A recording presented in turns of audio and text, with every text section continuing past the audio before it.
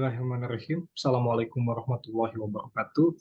Good day, everyone. My name is Sarul Fauzul Kabir, and I'm going to present my paper submitted to the 6th Social and Humanities Research Symposium 2023 regarding our paper titled Vertical and Horizontal, the Concepts of International and National Violations of Human Rights.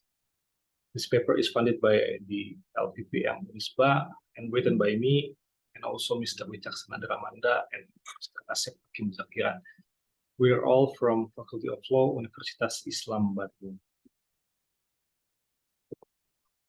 So as the background of our research, we try to compare the human rights law regime at the international and the national level, especially in Indonesia.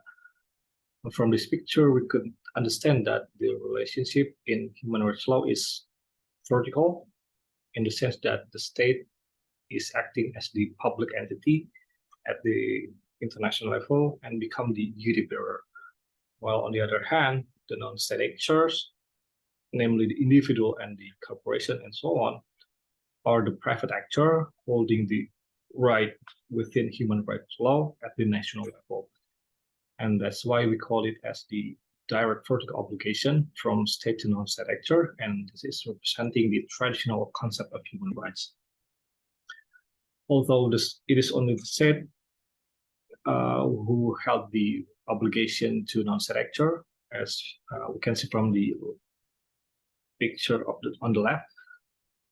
But then there is this diagonal obligation where the state is not only has a duty to not violate the human rights of non-state actors, but also has to answer by protecting the human rights of non-state actors. Number 2, for example, in this picture, by making sure that the number 1 doesn't abuse the human rights of others. And therefore, there's this the horizontal effect of obligation among non-state actors, namely from the non-state actor number 1 to non-state actors number 2. These are the traditional human rights concept in terms of its right and duty, which eventually it is the state who held the responsibility when the human rights violation occurred. So international human rights law is representing the traditional concept of human rights based on the liberal political philosophy by maintaining the vertical public-private distinction. And it is also state-centric in the sense that state becomes sole actor or subject who could ratify human rights treaty. And regarding its duty, state become the sole human rights duty bearer, and therefore it is the only subject to litigation as violator of human rights. And regarding the concept of human rights violation, states have three-party duties to respect, to protect, and to fulfill. And regarding its responsibility, it is the state conduct and the agents of state conduct, including non-state actors' conduct, based on the draft articles on responsibility of state, International Wrongful Acts 2001. So, in other words, several non-state actors' conduct could be regarded as state conduct in certain circumstances, but nevertheless, it is the state who holds the responsibility. While within national or Indonesian human rights law, it is quite unclear whether it holds the traditional or modern view. Because, for example, regarding the duty, it's not the state, but especially the government and non-state actors who hold the duty of human rights. So it is quite different from the traditional concept. And regarding the responsibility, it is the state and especially the government who hold the responsibility.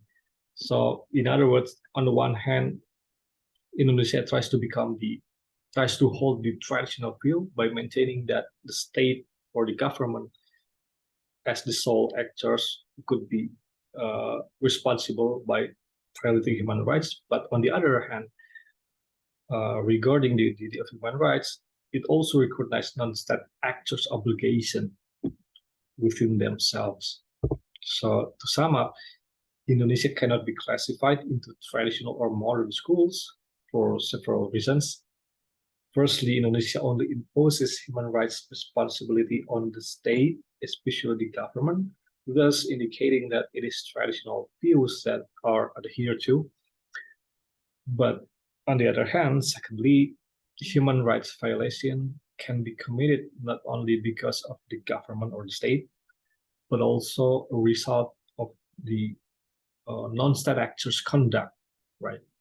Therefore, the concept of human rights violation in Indonesia seems to adhere to a modern view minus non-state actors' responsibility.